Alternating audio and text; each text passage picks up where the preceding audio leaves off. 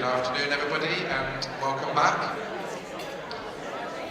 So we're going to kick off this afternoon for you, following the similar themes as we had this morning. So we've got two sessions to come up prior to the coffee break, following on the advanced mobile methodology theme.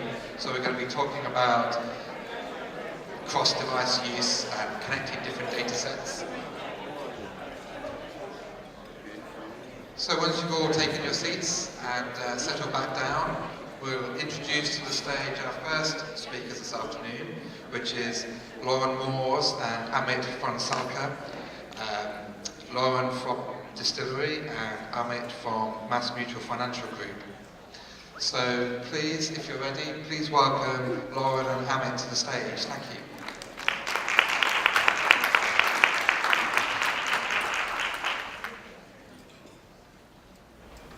Greetings. Can you guys hear me? I know people are still getting lunch. So we're not sure if it's going to be after lunch or before lunch, but hopefully you're not just digesting and fall asleep. So we'll try and be a little quick and agile with this. I'm Lauren Moore, VP of Analytics at Dstillery. Dstillery is a marketing solutions company. We create dynamic audiences and do the programmatic media buying for our clients. I've had the pleasure of working in mobile for 2+ years, which actually makes me less of a novice and more of almost an old-timer in this industry. Working with a mobile-only RTV play. Recently acquired a year ago by Media 6 Degrees and became a Dstillery. And I'm very glad to be here. I'd like to introduce Amit. Hi. Sorry, it's too loud. All right. So I'm just a pretty face accompanying Lauren on the stage here. To which Lauren usually says, "No, Amit, you're smart enough," which, for market research people, was a reference to Obama's comment to Hillary during the 2007 primaries. All right, this thing is going downhill fast, so let me retake. I'm Amit Phansalkar. I'm the chief scientist at MassMutual. I head the data venture. So what we are trying to do at MassMutual, so MassMutual is a Fortune 100 financial services company with asset management, insurance, and retirement service, or financial service businesses basically. And we are putting together a data venture to be able to create a digital data ecosystem where we can interact with our consumers, be in a position where we can understand what is the additional value that we can provide to them, have a connection with them, and build trust with our consumers, which which this industry needs a whole lot of. So that's the data venture I'm heading. And together we are going to be talking about some of the newer experiments that we've been doing. So Amit and I started talking in the fall of last year. And essentially, he started his new job, and I had just started with Dstillery. We were talking about how do you create audiences, and he particularly came to me and said, well, we actually want to find an audience that we haven't ever had before. And so, what can you guys do in that realm? Well, first of all, in order to find an audience that you don't have, you need to figure out what data that you're going to go after in order to find the right signal. We decided that we would use a proxy for the audience that we think MassMutual needs to go after now for tomorrow. And that's millennials, right? Self-absorbed, but also very interested in self-reporting.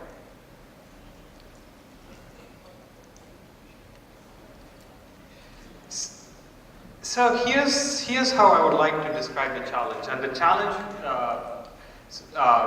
is somewhat interesting. So when I started building this together, the idea was, okay, we knew we wanted to get into newer audiences, and we also knew that we wanted to reach out to them with sort of a newer value proposition. Now, when you fix one, doing the other is somewhat feasible. There are several tools that are available.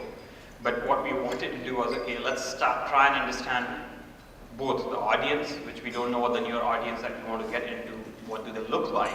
At the same time, all right, if we figure that out, what is the value that we can bring to them? And so the only way that can be achieved is through sort of running these series of experiments where you start this discovery process where one arm learns from the other and you sort of, they feed into each other. So as I started thinking about this problem, I mean, it was a difficult problem to sort of completely grasp around. And I did what I always do whenever I've run into a hard problem. I picked up the phone, I called Lauren, and I said, hey Lauren, you're at Dstillery, you guys do some cool stuff, so can you help me? He does that to me often, actually. I don't mind. So what we first did is we started figuring out, okay, what are we going to look at in order to understand this particular audience? And I think that we're all very aware that mobile plays a huge piece in understanding the millennial audience. So here, as you can see, is a typical day. I think many of us have this slide up. What are we doing throughout the day on our devices, right? You're physical, you're digital, you're doing the combination. And so what we wanted to make sure is that whatever we did in terms of our segmentation or targeting, that we were going to do cross-device, cross-channel, and use the best data that we could. So what are the solutions? To give context, Dstillery has the ability to take in any type of data, and which is great for me because I'm a data nerd. I'm not a marketer or advertiser. I'm a data nerd, and I really like to create great information products or audience insights and analytics for our clients. So with the combination of taking mobile and desktop and out of home and first party, third party, being able to take all the information there, create a dynamic audience, and then serve it all across the different channels, it can be frustrating, it can be exciting, and what I really appreciate with Amit was that he said to me, here's a test budget, do whatever you want. And that was golden for me. So to give some context about life insurance, right? Amit's already said this is an industry that hasn't been very innovative. And like some of the other industries, think about auto insurance, there is room for disruption, there is room for change. So we decided to look at what does life insurance look like now. We took a combination of some of the first party data that we have in-house, and we created a life insurance segment. And here's what our life insurance segment looks like in a portal that we have for our clients. As you can see, it's a little bit different than the millennial audience, right? And it just underscores the idea that if you want to reach people today, you have to use different data, you have to use different ways and different segmentation. And that's how we started this whole process. So as we are looking at some of the results here, I mean, one of the more interesting parts of it is what are the various sort of device usages across age, right? Because, we already knew, all right, what do our current clients look like? We know we wanted to get into our newer audience. Now, the first thing that we started thinking about was clearly millennials' age and how can we get in front of these people. And when I thought about that, and when I look at, okay, so what are the devices that they're using? Because there's clearly a huge difference in the way that millennials absorb information versus our current audience, which Lauren just talked about. So we knew we needed to cross-channel, cross-platform campaign. And we did tablet, display, and native. It was very important for us to be able to do it, to change up the different ways that we were going to look at this audience, because we really didn't know what we were looking for. We thought it might be millennials, but it might not be millennials. So that's how we kind of approached this whole project. How did it start? So first thing is, usually we take first-party data from your own desktop sites and use that to create dynamic brand models that are specific for your brand. In this case, for the MassMutual site, we didn't want that audience, so we couldn't use that first-party data. And so instead, we knew we had to rely on different ways of creating segmentation. So one of the things that we did is we used that base modeling technique that we have to create a demographic segmentation that was based off of some seed data on site behavior by demos and site behavior across the internet to create two sets, one female, 25 to 34, and one male, 25 to 34. 34. Now it was important to do both of them because Amit had an idea that, hey, I think males are going to react to this differently than females are, so let's just put it out there to see if that's true. To get scale in the campaign, we added a third-party segment. We have relationships with different DMPs where we created, it was households with children, and that was another proxy for the 25 to 34 millennials. And what excites me the most was the ability to use the mobile data specifically, where we use mobile signals to create what we call mobile-infused segmentation. And we do this either for brands, so brand visitations at different places, or events, so it could be all the music events that happened in 2014. In this case, it's universities. And we knew that universities would probably scale a little bit on the lower end of where we really wanted to target, but we wanted to test to see how well the mobile piece was going to perform, not only on the mobile device, but also by doing a crosswalk over to desktop. So here's another finding that I thought was particularly interesting, which is as we look at this, we served some Facebook impressions, but we actually did not notice a lot of response rate to those impressions versus when we started looking at doing on tablets. That's where we noticed, I mean, there were fewer impressions, but we started getting a really high response rate for those impressions. And again, this in itself is not as interesting, but once I put this in the context of, okay, how do I think about now designing the next experiment where I try and understand where do I find my audience, now this all of a sudden becomes extremely relevant. Yeah, the idea or the premise of this particular test was to start figuring out how do we start the path of finding the behavioral data that's going to get us the best segmentation for the mass mutual audience, so that we're not relying solely on this proxy, this demographic proxy. You know, it could be that millennials aren't really what mass mutual wants to go after. What they're looking for is people who are looking, or maybe not even thinking about financial service products, but will be, right? So how do you anticipate that? How do you start an education process? How do you become a trusted brand? And I think there are a lot of brands out there who have had to go through this the last 5 years, the last 2 years, where they realize they've lost their brand identity, and because consumers have that interaction and have the control, then you have to change that. That's essentially what we're trying to get with this particular test. In addition to doing the performance analysis and looking at site visit rates, we also looked at audience behaviors. So for those people that we served impressions to, where else do they fall? So we do this with third-party data where we're matching either device ID or cookies, and allow us to give an idea of, okay, so how does this compare to other segments that we've done in the industry, or how does it compare to other brands? And could possibly be signal for the next time that we create a particular segment, which we'll talk about in the end.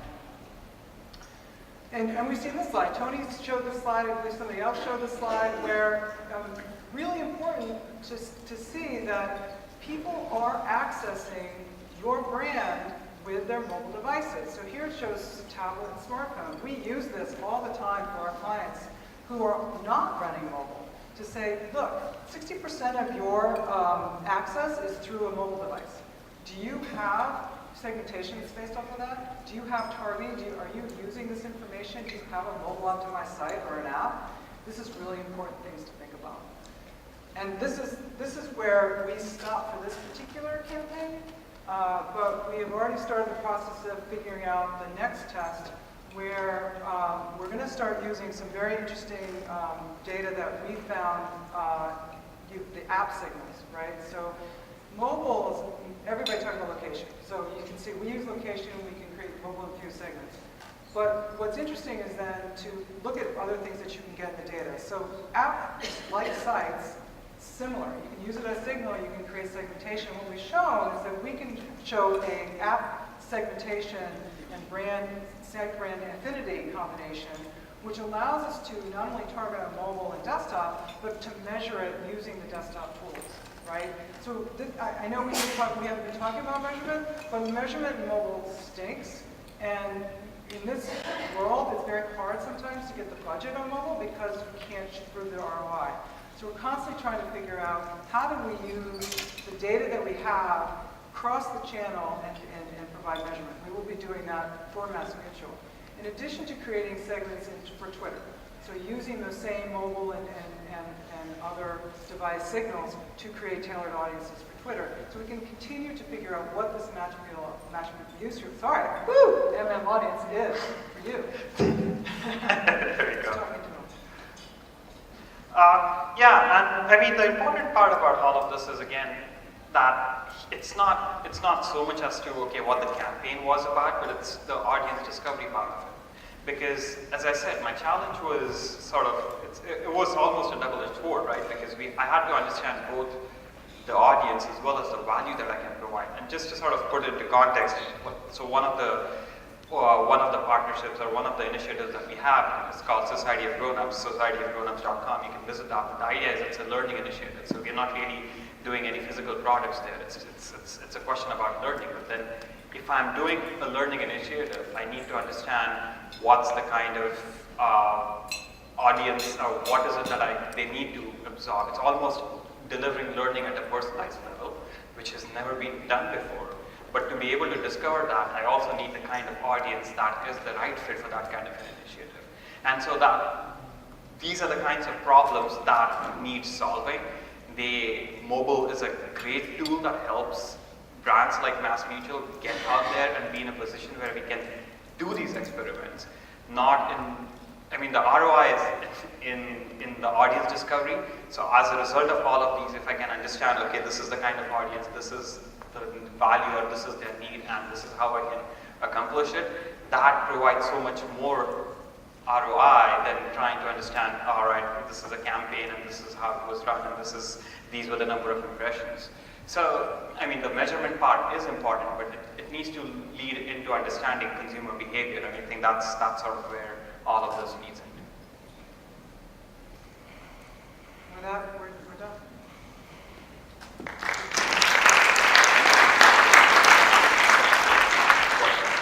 Thank you very much. Has anybody got any questions for Amit and Lauren?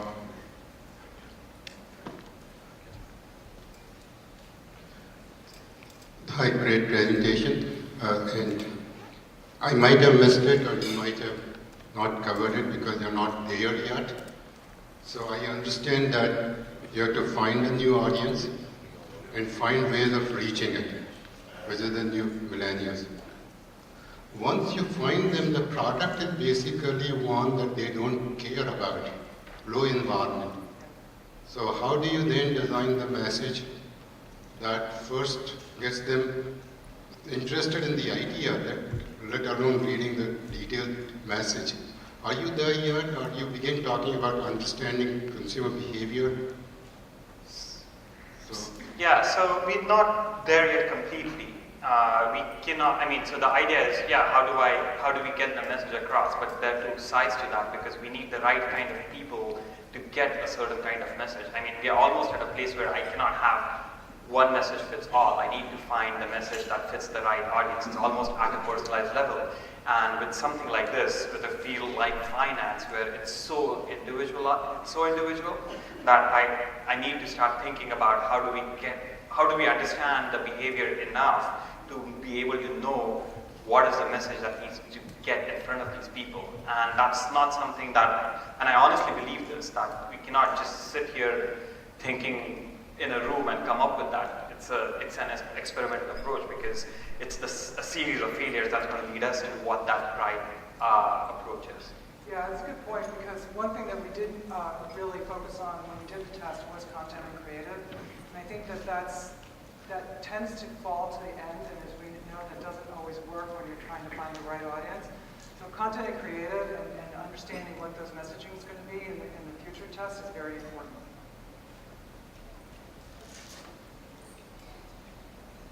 Thank you. All right. Exciting topic like insurance. One more question. Sorry. In one of the earlier charts, we had a perspective of different age groups and Yeah.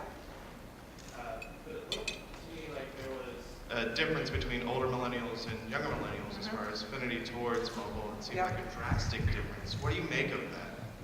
Did you see that same difference, or was I interpreting that correctly? So it's a good question.